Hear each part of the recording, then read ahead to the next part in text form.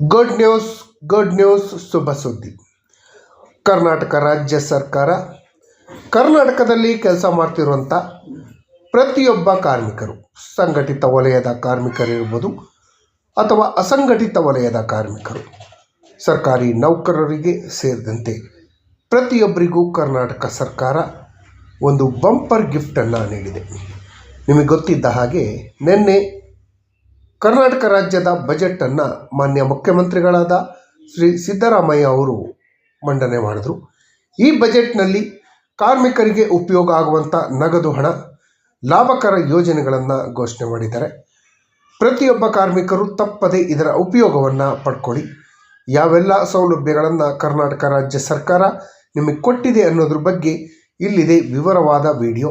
ಈ ವಿಡಿಯೋನ ಮುಂದುವರ್ಸೋಕ್ಕಿಂತ ಮುಂಚಿತವಾಗಿ ಯಾರ್ಯಾರು ಈ ಚಾನಲ್ಗೆ ಸಬ್ಸ್ಕ್ರೈಬ್ ಆಗಿಲ್ಲ, ದಯವಿಟ್ಟು ಕೆಳಗಡೆ ಕಾಣ್ತಾ ಇರೋಂಥ ಸಬ್ಸ್ಕ್ರೈಬ್ ಬಟನನ್ನು ಒತ್ತಿ, ಬೆಲ್ ಐಕಾನನ್ನು ಕ್ಲಿಕ್ ಮಾಡಿ, ಆಲ್ ಅಂತ ಮಾಡಿ. ನೀವು ಫೇಸ್ ಮಾಡ್ತಾ ಇರೋಂಥ ಎಲ್ಲ ಪ್ರಾಬ್ಲಮ್ಗಳನ್ನು ಲೀಗಲ್ ಆಗಿ ಸಾಲ್ವ್ ಮಾಡ್ಕೊಳ್ಳೋಕ್ಕಿರೋಂಥ ಉತ್ತಮ ವೇದಿಕೆಯಾದ ಸರ್ಕಾರಿ ನೌಕರ ಮಿತ್ರ ಯೂಟ್ಯೂಬ್ ಚಾನಲ್ಗೆ ಜಾಯ್ನ್ ಆಗಿ. ಸ್ನೇಹಿತರೆ, ನಿಮಗೆಲ್ಲರಿಗೂ ಮೊದಲೇ ಹೇಳಿದ ಹಾಗೆ ಕಾರ್ಮಿಕರಿಗೆ, ಪ್ರತಿಯೊಬ್ಬ ಕಾರ್ಮಿಕರಿಗೆ ಮಾನ್ಯ ಮುಖ್ಯಮಂತ್ರಿಗಳಾದ ಸಿದ್ದರಾಮಯ್ಯ ಅವರು ಕರ್ನಾಟಕ ಬಜೆಟ್ 2026ರಲ್ಲಿ ಯಾವೆಲ್ಲ ಗಿಫ್ಟ್ಗಳನ್ನು ಕೊಟ್ಟಿದ್ದಾರೆ, ನಗದು ಹಣ ಎಷ್ಟು ಸಿಗತ್ತೆ, ಯೋಜನೆಗಳು ಏನು ಅನ್ನೋದ್ರ ಬಗ್ಗೆ ಇಲ್ಲಿದೆ ಮಾಹಿತಿ. ಕರ್ನಾಟಕ ರಾಜ್ಯ ಸರ್ಕಾರದ ಮಾನ್ಯ ಮುಖ್ಯಮಂತ್ರಿಗಳಾದ ಸಿದ್ದರಾಮಯ್ಯ ಅವರು ಮಂಡನೆ ಮಾಡಿದಂಥ ಬಜೆಟ್ನಲ್ಲಿ ಕರ್ನಾಟಕ ರಾಜ್ಯದಲ್ಲಿರುವಂತಹ ಕಾರ್ಮಿಕರಿಗೆ ಯಾವೆಲ್ಲ ಸೌಲಭ್ಯಗಳನ್ನು, ಗಿಫ್ಟ್ಗಳನ್ನು ನೀಡಿದ್ದಾರೆ ಅಂತ ನೋಡೋದಾದರೆ, ರಾಜ್ಯದಲ್ಲಿರುವ ಸರ್ಕಾರಿ ನೌಕರರನ್ನು ಒಳಗೊಂಡಂತೆ ವಿವಿಧ ಉದ್ಯಮಗಳಲ್ಲಿ, ಫ್ಯಾಕ್ಟ್ರಿಗಳಲ್ಲಿ ವರ್ಕ್ ಮಾಡುವಂಥ ಮಹಿಳೆಯರಿಗೆ ಋತುಚಕ್ರದ ಸಮಯದಲ್ಲಿ 1 ದಿನ ವೇತನ ಸಹಿತ ವಿತ್ ಪೇ ಸ್ಯಾಲರಿಯನ್ನು ಕೊಡೋಕ್ಕೆ ಅವಕಾಶವನ್ನು ಮಾಡಿಕೊಡಲಾಗಿದೆ. ರಾಜ್ಯ ಕಾರ್ಮಿಕ ಕಲ್ಯಾಣ ಮಂಡಳಿಗೆ ವಂತಿಗೆ ಪಾವತಿಸುವಂತಹ ಸಂಘಟಿತ ವಲಯದ ಕಾರ್ಮಿಕರಿಗೆ ಹಾಗೂ ಅವರ ಕುಟುಂಬ ವರ್ಗದವರಿಗೆ, ಅವಲಂಬಿತರಿಗೆ ವಿವಿಧ ಕಲ್ಯಾಣ ಕಾರ್ಯಕ್ರಮದ ಅಡಿಯಲ್ಲಿ ಸುಮಾರು 43,936 ಅರ್ಹ ಫಲಾನುಭವಿಗಳಿಗೆ, ಕಾರ್ಮಿಕರಿಗೆ ಒಟ್ಟು ಸುಮಾರು 38 ಕೋಟಿ ರೂಪಾಯಿಗಳ ಸಹಾಯಧನವನ್ನು ನೀಡಲಾಗತ್ತೆ ಅಂತ ಹೇಳಿ ತಿಳಿಸಿದ್ದಾರೆ. ಇದು ಕೂಡ ಒಂದು ಉತ್ತಮವಾದ ಬೆಳವಣಿಗೆ ಅಂತಲೇ ಹೇಳ್ಬೋದು.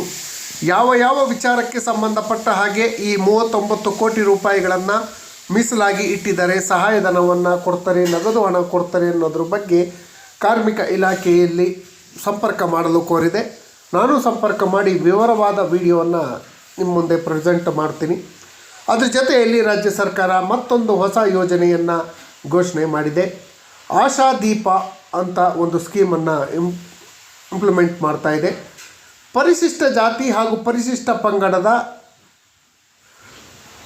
ಒಟ್ಟು ಸುಮಾರು 5,062 ವಿದ್ಯಾರ್ಥಿಗಳ ಪರವಾಗಿ ಈ ಯೋಜನೆಯನ್ನು ಜಾರಿಗೆ ತರಲಾಗಿದೆ. ಸುಮಾರು 18 ಕೋಟಿ ರೂಪಾಯಿಗಳನ್ನು ಅರ್ಹ ಉದ್ಯೋಗಾರ್ಥಿಗಳಿಗೆ ಮರುಪಾವತಿಯನ್ನು ಮಾಡ್ತಾರೆ. ಸುಮಾರು 18 ಕೋಟಿ 5,062 ಅರ್ಹ ವಿದ್ಯಾರ್ಥಿಗಳಿಗೆ ಇದರಿಂದ ಉಪಯೋಗ ಆಗತ್ತೆ. ಸೇಮ್ ಟು ವಿದ್ಯಾನಿಧಿ ಥರನೇ. ಕಟ್ಟಡ ಕಾರ್ಮಿಕರು, ಅಸಂಘಟಿತ ವಲಯದಲ್ಲಿ ಕೆಲಸ ಮಾಡ್ತಿರುವಂಥ ಕಟ್ಟಡ ಕಾರ್ಮಿಕರ ಮಕ್ಕಳ ಶಿಕ್ಷಣಕ್ಕೆ ಪ್ರೋತ್ಸಾಹ ನೀಡಲು ಕರ್ನಾಟಕ ಕಟ್ಟಡ ಹಾಗೂ ಇತರೆ ನಿರ್ಮಾಣ ಕಾರ್ಮಿಕರ ಕಲ್ಯಾಣ ಮಂಡಳಿ ವತಿಯಿಂದ ತಲಾ 60 ಕೋಟಿ ರೂಪಾಯಿ ವೆಚ್ಚದಲ್ಲಿ 10 GTTC ಕೇಂದ್ರಗಳನ್ನು ಪ್ರಾರಂಭ ಮಾಡ್ತಾರೆ. ಇದಕ್ಕಾಗಿ ಸುಮಾರು ಬಜೆಟ್ನಲ್ಲಿ 600 ಕೋಟಿ ರೂಪಾಯಿಗಳನ್ನು ರಾಜ್ಯ ಸರ್ಕಾರ ತೆಗೆದಿಟ್ಟಿದೆ. ಇದು ಕೂಡ ಒಂದು ಉತ್ತಮ ಬೆಳವಣಿಗೆ, ಒಂದು ಗಿಫ್ಟ್ ಅಂತಲೇ ಹೇಳ್ಬೋದು. 6ರಿಂದ 12ನೇ ತರಗತಿವರೆಗೆ ವ್ಯಾಸಂಗ ಮಾಡುತ್ತಿರುವಂತಹ ಕರ್ನಾಟಕ ಕಟ್ಟಡ ಹಾಗೂ ಇತರೆ ನಿರ್ಮಾಣ ಕಾರ್ಮಿಕರ ಕಲ್ಯಾಣ ಮಂಡಳಿಯಲ್ಲಿ ನೋಂದಾಯಿತರಾಗಿರುವಂಥ, ರಿಜಿಸ್ಟರ್ ಆಗಿರುವಂತಹ ಲೇಬರ್ಸ್ ಮಕ್ಕಳಿಗಾಗಿ 2025-26ನೇ ಸಾಲಿನಲ್ಲಿ ಸುಮಾರು 42 ಶ್ರಮಿಕ ವಸತಿ ಶಾಲೆಗಳನ್ನು ತೆರೆಯಲು ಅನುಮೋದನೆ ನೀಡಲಾಗಿದೆ. ಇದು ಉಚಿತವಾಗಿರುತ್ತೆ, ತುಂಬ ಒಳ್ಳೆಯದಾಗತ್ತೆ. 2026-27ನೇ ಸಾಲಿನಲ್ಲಿ ಹೆಚ್ಚುವರಿಯಾಗಿ ಸುಮಾರು 69 ಶ್ರಮಿಕ ವಸತಿ ಶಾಲೆಗಳನ್ನು ತೆರೆಯುವ ಬಗ್ಗೆ ಕೂಡ ತೀರ್ಮಾನವನ್ನು ಕೈಗೊಳ್ಳಲಾಗಿದೆ. ಪ್ರಸಕ್ತ ವರ್ಷದಲ್ಲಿ ಸುಮಾರು ಎಲ್ಲ ಶಾಲೆಗಳು ಸೇರಿ 104 ಶಾಲೆಗಳನ್ನು ಬಾಡಿಗೆ ಕಟ್ಟಡಗಳಲ್ಲಿ ಪ್ರಾರಂಭ ಮಾಡ್ತಾ ಇದ್ದೀವಿ. ಅದನ್ನು ಅನುಬಂಧ 4 ಮತ್ತು 5ರಲ್ಲಿ ಕ್ಲಿಯರ್ ಆಗಿ ಕೊಟ್ಟಿದೆ. ಹಣ ಬಂದ ನಂತರ ಮತ್ತೆ ಸ್ವಂತ ಕಟ್ಟಡಗಳನ್ನು ಪ್ರಾರಂಭ ಮಾಡಿಕೊಂಡು ಈ ಕಾರ್ಮಿಕರಿಗೆ ಮಕ್ಕಳಿಗೆ ವಿದ್ಯಾಭ್ಯಾಸಕ್ಕೆ ಒಳ್ಳೆಯದು ಮಾಡುವಂಥ ಕೆಲಸಕ್ಕೆ ರಾಜ್ಯ ಸರ್ಕಾರ ಕೈ ಹಾಕಿದೆ. ಇದು ಒಂದು ಸ್ವಾಗತಾರ್ಹ ಕ್ರಮ ಅಂತಲೇ ಹೇಳ್ಬೋದು. ಅದರ ಜೊತೆಯಲ್ಲಿ ಕರ್ನಾಟಕ ಕಟ್ಟಡ ಹಾಗೂ ಇತರೆ ನಿರ್ಮಾಣ ಕಾರ್ಮಿಕರ ಕಲ್ಯಾಣ ಮಂಡಳಿಯಲ್ಲಿ ನೋಂದಾಯಿತರಾಗಿರುವಂತಹ ಕಾರ್ಮಿಕರು ಹಾಗೂ ಅವರ ಮಕ್ಕಳಿಗೆ ವೃತ್ತಿ ಬುನಾದಿ ಬೇಸಿಕ್ ಟ್ರೈನಿಂಗ್, ಬೇಸಿಕ್ ಟ್ರೈನಿಂಗ್ ಹಾಗೂ ಕೌಶಲ್ಯವನ್ನು ಉನ್ನತೀಕರಣಗೊಳಿಸುವ ತರಬೇತಿಯನ್ನು ಸ್ಕಿಲ್ ಡೆವಲಪ್ಮೆಂಟ್ ಟ್ರೈನಿಂಗನ್ನು ನೀಡಲು ಹುಬ್ಬಳ್ಳಿ ಧಾರವಾಡ ಮಹಾನಗರದಲ್ಲಿ ಅತ್ಯಾಧುನಿಕ ಮೂಲಸೌಕರ್ಯಗಳನ್ನು ಒಳಗೊಂಡ ಕೌಶಲ್ಯ ತರಬೇತಿ ಅಕಾಡೆಮಿಯನ್ನು ಸ್ಕಿಲ್ ಡೆವಲಪ್ಮೆಂಟ್ ಅಕಾಡೆಮಿಯನ್ನು ಸುಮಾರು 200 ಕೋಟಿ ರೂಪಾಯಿಗಳಲ್ಲಿ ಮಾಡ್ತಾ ಇದ್ದಾರೆ. ಇದು ಕೂಡ ಒಂದು ಉತ್ತಮ ಬೆಳವಣಿಗೆ. ಯಾರ್ಯಾರಿಗೆ ಸ್ಕಿಲ್ಗಳನ್ನು ಕಲಿಸೋದ್ರಿಂದ ಒಳ್ಳೆಯ ಉದ್ಯೋಗಾವಕಾಶಗಳು ಸಿಗುತ್ತೆ ಮತ್ತು ಕಾರ್ಮಿಕರಿಗೆ ಸ್ಕಿಲ್ ಕಲಿಸೋದ್ರಿಂದ ಉತ್ಪಾದನೆ ಮಾಡುವಂತಹ ಮನಸ್ಸು ಜಾಸ್ತಿ ಆಗುತ್ತೆ ಹಾಗೂ ವರ್ಕಲ್ಲಿ ಕೂಡ ಡೆವಲಪ್ಮೆಂಟ್ ಆಗತ್ತೆ. ವಿವಿಧ ವರ್ಗಗಳಲ್ಲಿ ಅಸಂಘಟಿತ ಕಾರ್ಮಿಕರಿಗೆ ಕೌಶಲ್ಯಾಧಾರಿತ ಉದ್ಯೋಗವನ್ನು ದೊರಕಿಸಿಕೊಡುವ ಉದ್ದೇಶದಿಂದ ಆನ್ಲೈನ್ ಉದ್ಯೋಗ ವಿನಿಮಯ ಕೇಂದ್ರ ಸ್ಥಾಪಿಸುವ ಕಾಯಕ ಭಾಗ್ಯ ಎಂಬ ಯೋಜನೆಯನ್ನು ಸುಮಾರು 5 ಕೋಟಿ ವೆಚ್ಚದಲ್ಲಿ ಜಾರಿಗೆ ತರಲು ಸರ್ಕಾರ ನಿರ್ಧಾರ ಮಾಡಿದೆ. ಇದು ಕೂಡ ಒಂದು ಉತ್ತಮ ಯೋಜನೆ ಅಂತಲೇ ಹೇಳ್ಬೋದು. ಆನ್ಲೈನ್ ಮೂಲಕ ಯಾವ್ಯಾವ ಕಂಪ್ನಿಗಳಲ್ಲಿ ಎಲ್ಲೆಲ್ಲಿ ಜಾಬ್ಗಳು ಇದೆ ಆ ಜಾಬ್ಗಳಿಗೆ ಇವರು ಅಪ್ಲಿಕೇಶನ್ ಹಾಕೋಕ್ಕೆ ಒಂದು ಉತ್ತಮ ಅವಕಾಶ ಅಂತ ಹೇಳುತ್ತೆ. ಹಾಗಾಗಿ ಇದು ಕೂಡ ರಾಜ್ಯ ಸರ್ಕಾರ ಕಾರ್ಮಿಕ ವರ್ಗದವರಿಗೆ ಕೊಡ್ತಾರಂಥ ಮತ್ತೊಂದು ಗಿಫ್ಟ್ ಅಂತ ಹೇಳ್ಬೋದು. ಕಾಯಕ ಭಾಗ್ಯ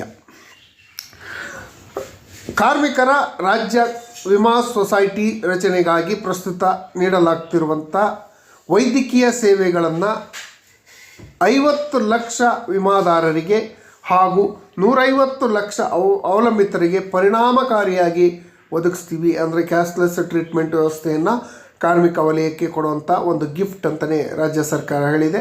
ಅದು ಕೂಡ ಒಂದು ಉತ್ತಮ ಬೆಳವಣಿಗೆ. ಇದು ಆಗಲೇಬೇಕಾಗಿತ್ತು. ಕಾರ್ಮಿಕರ ಆರೋಗ್ಯವನ್ನು ಕಾಪಾಡುವಂಥ ಹೆಲ್ತನ್ನು ನೋಡ್ಕೊಳ್ಳೋಕ್ಕೆ ಉತ್ತಮವಾದ ಬೆಳವಣಿಗೆ ಅಂತಲೇ ಹೇಳ್ಬೋದು. ಸ್ನೇಹಿತರೆ, ಅದರ ಜೊತೆಯಲ್ಲಿ 2025-26ನೇ ಸಾಲಿನಲ್ಲಿ ಖಜಾನೆ ಇಲಾಖೆಯಲ್ಲಿ ಹಲವಾರು ಮಹತ್ವದ ಬದಲಾವಣೆಯನ್ನು ಚೇಂಜಸನ್ನು ತಂದಿದೆ. 2025-26ನೇ ಸಾಲಿನಲ್ಲಿ ವಾರ್ಷಿಕ 35 ಲಕ್ಷ ಬಿಲ್ಲುಗಳಲ್ಲಿ 40% ಬಿಲ್ಲುಗಳನ್ನು ಪೇಪರ್ಲೆಸ್ ಆಗಿ ಸಲ್ಲಿಸುವ ವಿಧಾನವನ್ನು ಪರಿವರ್ತಿಸಲಾಗಿದೆ. ಉಳಿದ ಬಿಲ್ಲುಗಳನ್ನು 2026-27ರಲ್ಲಿ ಪೇಪರ್ಲೆಸ್ ಮಾಡುವ ಯೋಜನೆಯನ್ನು ಹೊಂದಿದೆ. 50 ಲಕ್ಷಕ್ಕೂ ಹೆಚ್ಚು ಸಾರ್ವಜನಿಕ ಉದ್ಯಮಿಗಳು, ಸ್ವಾಯತ್ತ ಸಂಸ್ಥೆಗಳು ಮೇಲ್ವಿಚಾರಣೆಯಲ್ಲಿ ನಿರ್ವಹಿಸಲು ರಾಜ್ಯ PFMS ವ್ಯವಸ್ಥೆಯನ್ನು ಅನುಷ್ಠಾನಗೊಳಿಸಲಾಗಿದೆ. HRMS ವ್ಯವಸ್ಥೆಯಲ್ಲಿ ಸುಧಾರಣೆಯನ್ನು ತರಲಾಗಿದೆ. ಹೊಸದಾಗಿ ಸರ್ಕಾರಿ ಸೇವೆಗೆ ಸೇರುವಂತಹ ನೌಕರರ ವೇತನ ಪ್ರಕ್ರಿಯೆಯ ಸಮಯದಲ್ಲಿ 1 ವಾರದೊಳಗೆ ತ್ವರಿತಗೊಳಿಸಲು, ಅಂದರೆ ಜಸ್ಟ್ ಅಪಾಯಿಂಟ್ ಆದವರಿಗೆ ತಿಂಗಳಾನುಗಟ್ಟಲೆ ಸ್ಯಾಲ್ರಿ ಇಲ್ದೇ ಕಳೀತಾ ಇರ್ತಾರೆ, ಅವರಿಗೆ ಕೇವಲ 1 ವಾರದಲ್ಲಿ ಸಂಬಳ ಸಿಗುವಂಥ ವ್ಯವಸ್ಥೆಯನ್ನು ಮಾಡ್ತಾರೆ.